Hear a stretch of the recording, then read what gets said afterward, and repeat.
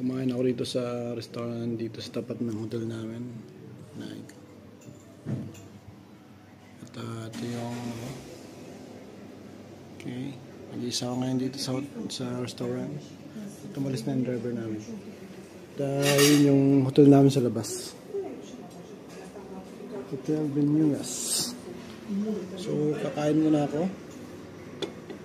At itong kinain ko ay 18 euro. Isang soft drinks, tsaka ito. Bali, 18 euro na.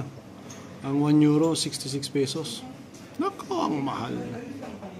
At yun yung nagbibenta. So, thank God. At nandito na ako. Bukas, pahinga ko pa rin. Tapos, pagkatapos sa Belgium, baka Wednesday, lipat ako ng Belgium. Doon ang project namin. So, by land and travel. Siguro mga 16 hours. At palitan kami mag-drive. Thank you. Mama, I love you. Dams, Michael, Gian.